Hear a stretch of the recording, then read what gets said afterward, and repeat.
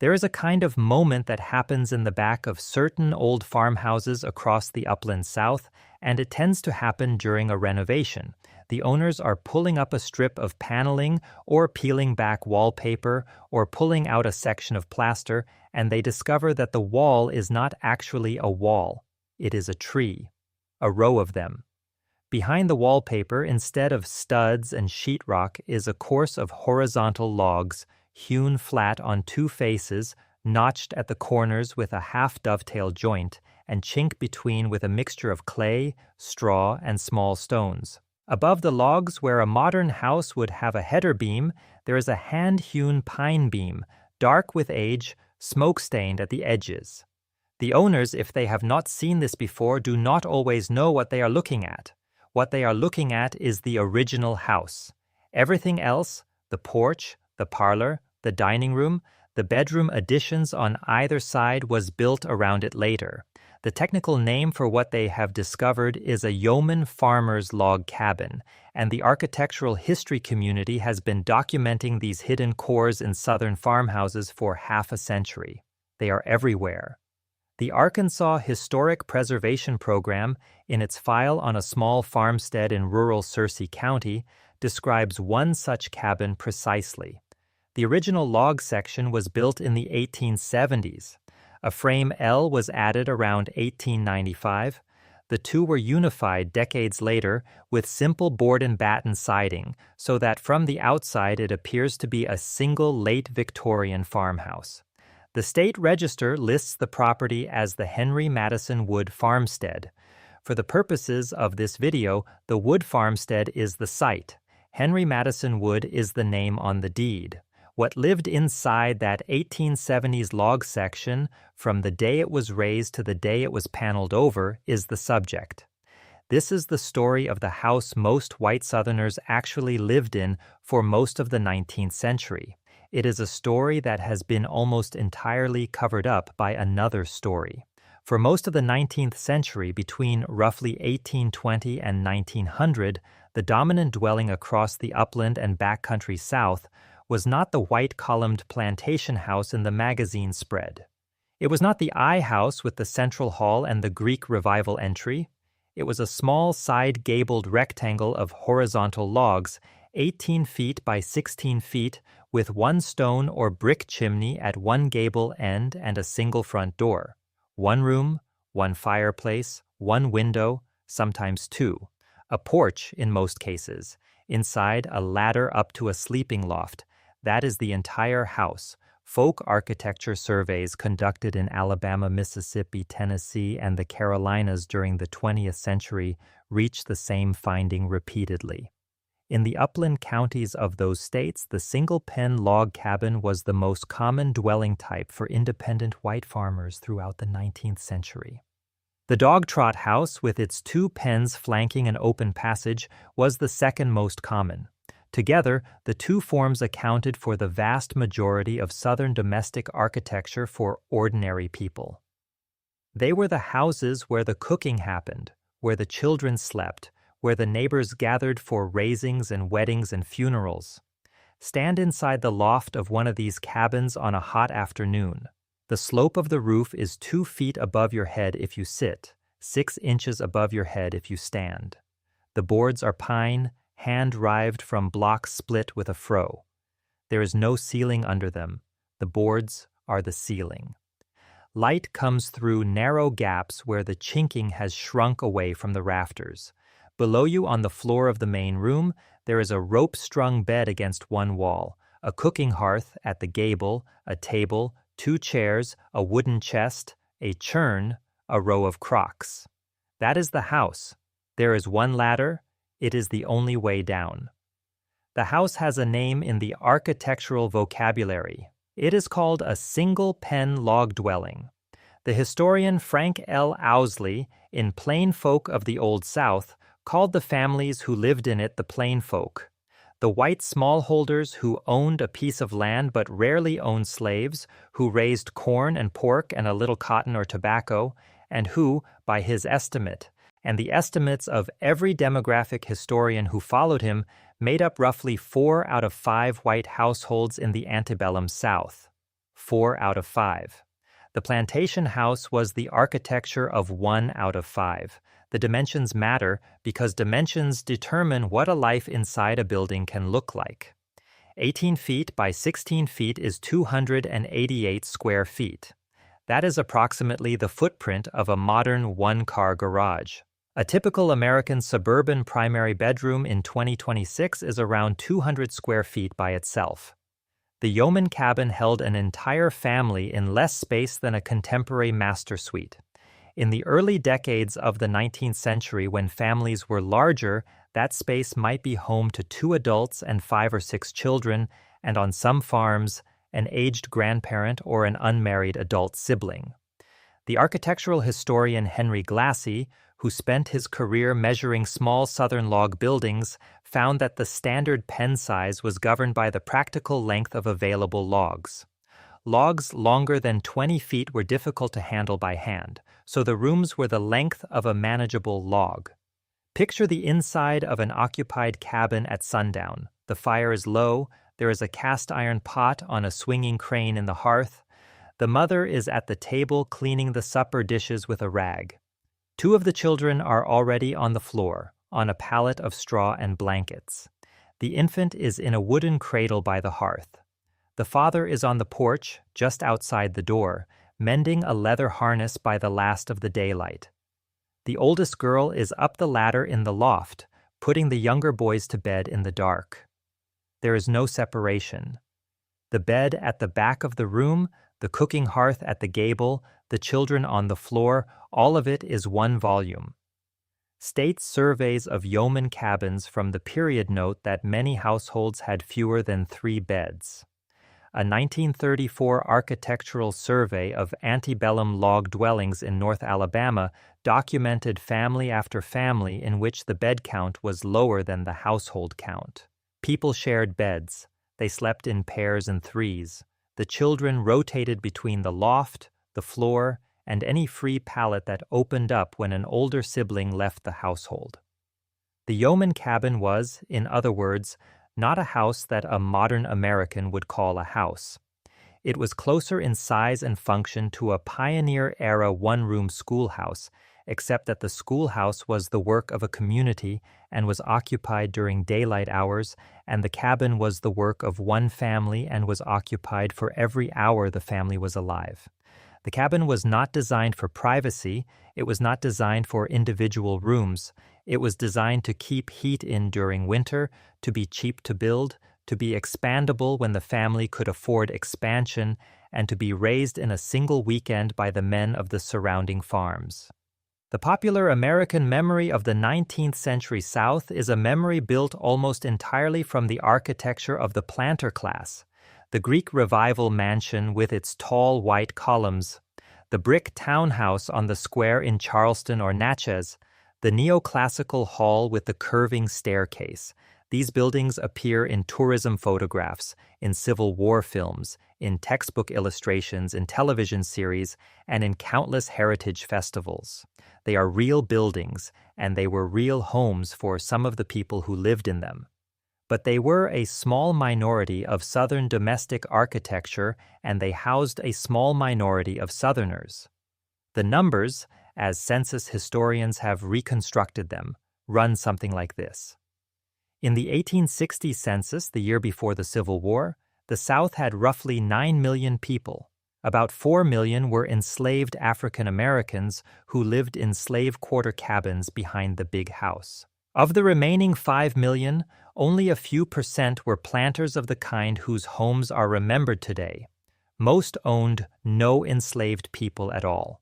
The vast majority of free white Southerners, somewhere between 70 and 80% depending on which county and which state you measure, lived in single-pen or double-pen log cabins on small farms of fewer than 200 acres. They grew their own corn, they raised pigs and a few cattle, they produced a small surplus of cotton or tobacco for the cash market.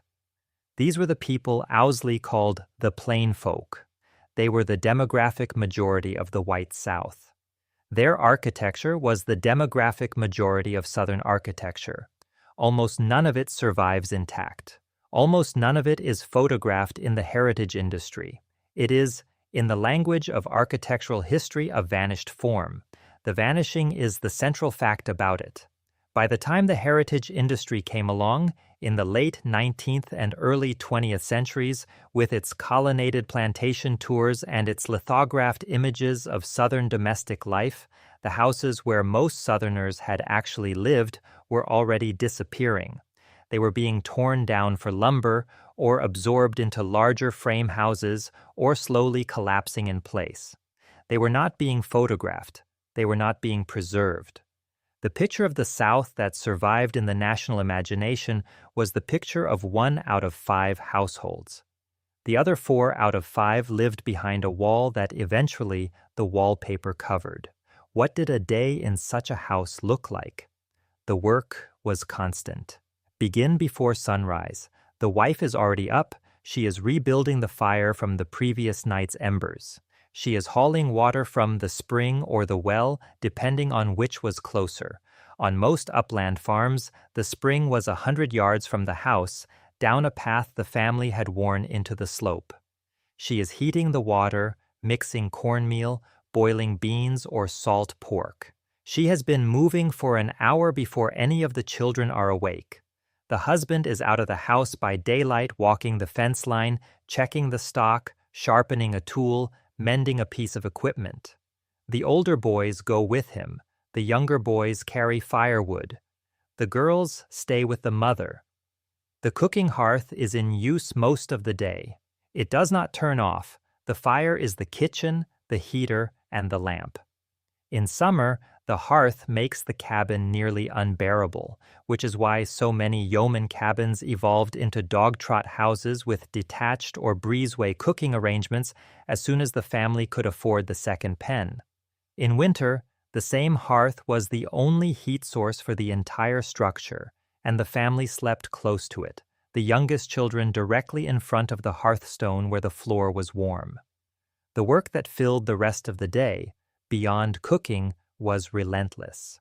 Spinning, weaving, sewing, mending, churning butter, carrying water, hauling laundry to the creek and back, tending a kitchen garden, putting up vegetables in jars or in a root cellar, salting and smoking pork in the autumn, stripping fodder for the winter, gathering eggs, plucking chickens, killing rats, sweeping, rechinking the gaps between the logs every spring, where the clay and straw had crumbled out over the winter.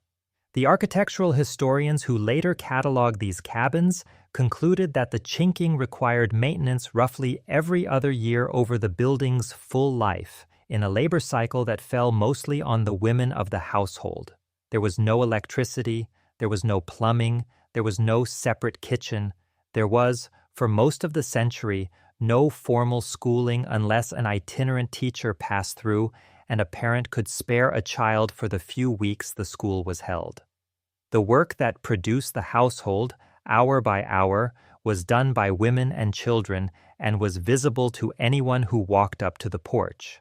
What the romantic memory of the cabin obscures is the volume of work, the way the cabin was less a house than a workplace, less a private retreat than a small open factory in which the products were food, cloth, and the next generation of farmers. The yeoman farmer existed in a particular social position. He was not a planter. He was not, except on rare days, an aristocrat. He was, in his own self-understanding and in the rhetoric of 19th century Southern politics, a free man on his own land, beholden to no one, raising what he ate and selling what was left. The cabin he lived in, however small, was a statement. This land is mine. This house is mine. This family is mine. The smallness of the cabin was not an embarrassment. It was, in a strange way, a credential. The plainness of the building demonstrated that the family had not borrowed against its independence to put on airs. The historians who have written about plain folk, beginning with Owsley in the 1940s and continuing through generations of agricultural and social historians, have all found the same thing. These households were proud. They were tight-knit, often related to all their neighbors. They attended evangelical Protestant churches that valued plainness and humility as moral virtues. They distrusted the planter class, whom they considered ostentatious and morally suspect, and they looked down on landless laborers whom they considered improvident. On Sunday mornings, the cabin would be swept and the floors aired. The children's faces would be washed. The family would walk, sometimes a mile or more, sometimes with a wagon, to a wooden church at a crossroads. The preacher would be a circuit-riding minister who came through every 2 or 3 weeks. The sermon would emphasize again and again the moral worth of plain living. After church, the family would walk home, eat the cold supper the wife had prepared the night before, and the men would sit on the porch and the women would sit inside or on the steps, and the children would play in the yard, and the cabin would be the still center of an entire social order. This is the part of the cabin story that the heritage industry, when it noticed the cabin at all, was happy to tell. The cabin as a symbol of plain American virtue. The cabin as the cradle of self-reliance. The cabin as a moral artifact. The story is not entirely wrong. The plainness was real. The pride was real. The labor was real. The mutual aid in raisings and harvest bees and church gatherings was real. But the story is incomplete. It leaves out almost everything that complicates it. A 19th century traveler through the upland South wrote of the small yeoman farmers raising cotton and tobacco that they lived in small log cabins in a squalid yet generally cheerful and carefree existence. The traveler was patronizing, which was the standard tone of an outside observer in those years. But the description of the housing was accurate. Yeoman cabins were often, by the standards of any era, hard places to live. On a cold morning in February, the wind is coming through the gaps in the chinking. The fire is built up. The children are in bed under whatever they can pile on themselves. The mother's hands are cracked from the cold and the lye soap. The father has cut firewood for 2 hours already, and he will cut firewood for 2 more before he eats. There's a chamber pot in the corner. The privy is 20 yards from the back door, across ground frozen rough enough to twist an ankle. There is no insulation. There is, in many cabins of this period, no glass in the window. The shutter is closed against the cold and the room is dark. The romance of the cabin lifestyle did not include the cold.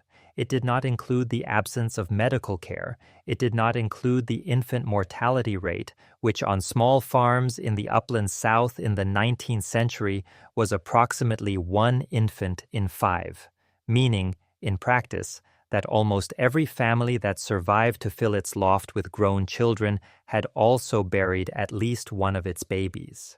It did not include the women whose teeth had failed by their 30s because of pregnancies and inadequate diet.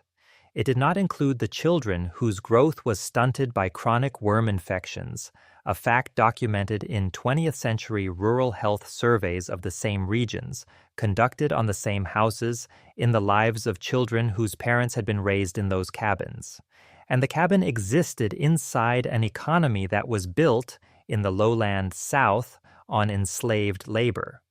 The yeoman farmer was, in the strict sense, free. But his freedom existed on land taken from native nations in a region whose political and economic order rested on a slave system that determined cotton prices, land prices, and credit terms. Some of the smaller yeoman families over the course of the century became small slaveholders themselves, owning 1 or 2 enslaved people who lived in the same 1 or 2 room cabin as the owner's family or in a smaller cabin behind it. The arrangement was rare but documented. The cabin in those cases was not only a yeoman house, it was also, in a small and brutal way, a quarters house. After the Civil War, the situation reversed. As cotton prices fell and small farmers lost land to debt, many former yeoman cabins became tenant houses. The white families who had built them moved into larger frame houses nearby or moved away. The cabins were now occupied by sharecroppers, white and black, working the same land for someone else.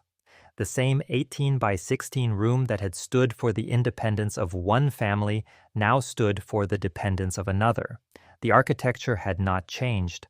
The position of the architecture inside the social order had changed completely. Return to the wood farmstead in rural Arkansas.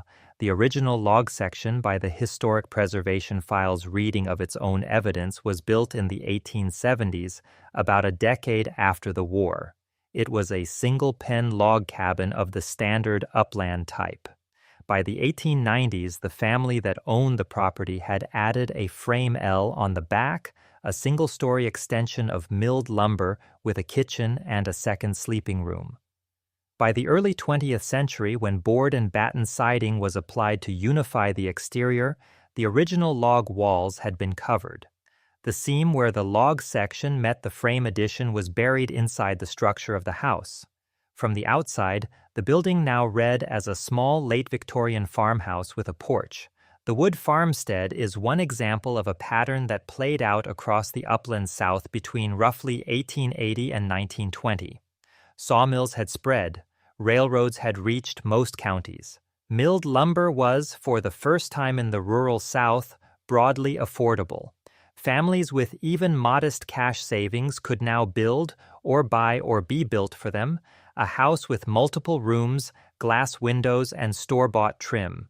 The single-pen cabin was no longer the only option. It was no longer the obvious option. It was, in many cases, an embarrassment. Picture the same Arkansas farmstead in the year 1898. The husband has just finished hauling the last of the milled boards from the mill, 10 miles away, in a wagon. The carpenter is sawing them in the yard. The frame L will be added next week. The wife is cleaning out the back wall of the original cabin where the new doorway will be cut.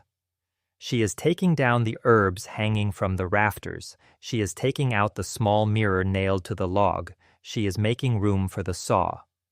A month later, the addition is finished. The family moves the cooking into the new L. The original cabin becomes the parlor, the front room with the door to the porch. A few years after that, the carpenter comes back and applies clapboards over the log walls, inside and out, so that the parlor looks like a parlor and not like a cabin. The logs are still there.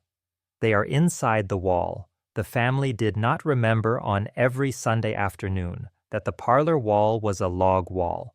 Their grandchildren, growing up in the same house in the 1930s, did not remember it at all. The wallpaper was applied. The cabin became invisible. The cabin, when it is found again, is found by someone with a pry bar. In 1995, an architectural historian working for the Arkansas Historic Preservation Program walked through the wood farmstead with a flashlight. He pulled back a section of paneling in the parlor. He found the logs. He measured them. He photographed the half-dovetail notch at the corner. He wrote the National Register nomination that 3 years later listed the property as a documented example of late 19th century yeoman architecture. The nomination did what architectural history nominations do. It gave the house a date, a category, and a paragraph of context. It did not invent the family. It did not romanticize the building. It simply established that this small farmstead, like hundreds of others across the upland South, was a layered document, and that the bottom layer was the cabin. There are thousands of these layered documents still standing across Alabama, Mississippi, Arkansas, Tennessee, the Carolinas, North Georgia, and the Ozarks. Some have been formally listed on state or national registers. Most have not.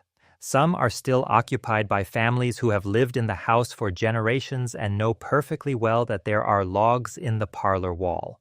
Most are owned by families who would be surprised to find them.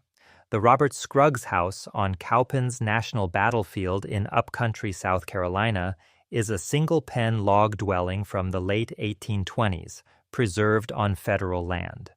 It is one of the few yeoman cabins in the South that has been continuously interpreted as a yeoman cabin and not as anything else. Most are not so lucky. Most have either been absorbed into larger houses like the wood farmstead, or torn down, or moved to outdoor heritage museums where they are interpreted as pioneer artifacts in a generic frontier village arrangement. The Museum of Appalachia in East Tennessee, founded by John Rice Irwin in the 1960s, contains 35 such buildings on a single property, salvaged from the surrounding counties before they could be lost. Visitors walk through them and read the small interpretive signs. The signs say what the buildings were. The signs do not say how many of them there once were.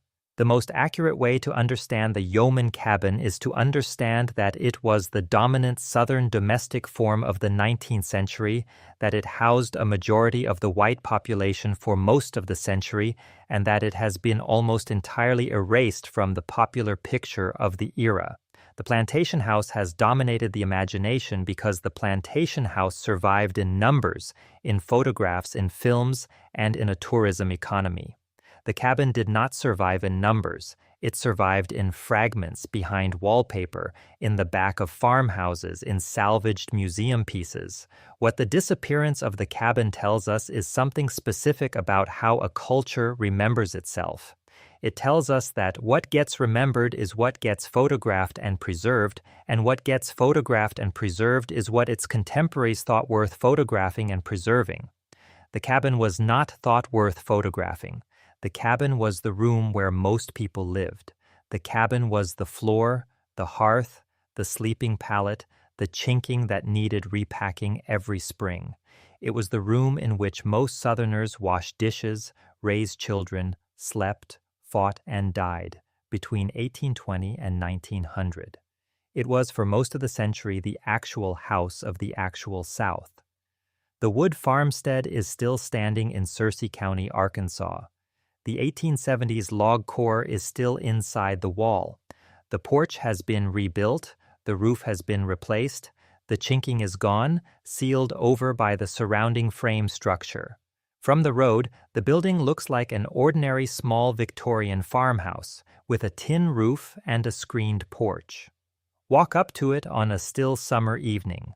The fields around the house have grown back into pine. There is no one farming the land. The smokehouse is gone, the foundation stones are still there, in a small rectangle of grass 20 yards from the back door.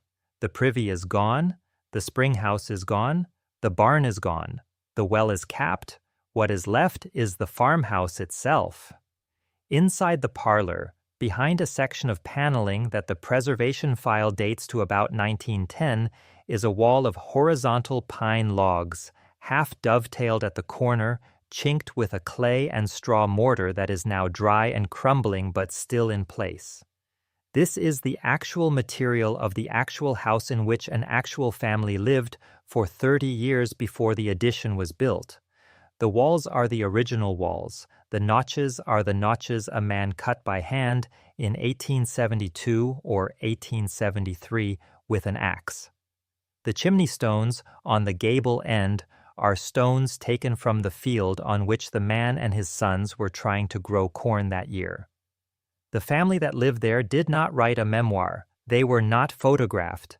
The 1870 and 1880 censuses list the household, the children's names, the husband's occupation as farmer, the wife's occupation, in the standard 19th century language as keeping house. That is the entire surviving record of who they were. The architecture is the rest of the record. The yeoman cabin disappeared, and most Southerners who built and lived in cabins disappeared from popular memory along with it, because the people who romanticized the South later were not interested in their houses. The story of the South that survived was the story of the columns, the verandas, the staircases, the carriage drives. The other story, the one inside the wallpaper, was the story of 4 out of 5. The empty paneling at the front of the wood farmstead, with the logs hidden behind it, is one of the only places left to see that story plainly. Stand close to the wall and you can hear the chinking shift when the wind moves the house. The cabin is still inside the cabin. It does not announce itself. You have to know where to look.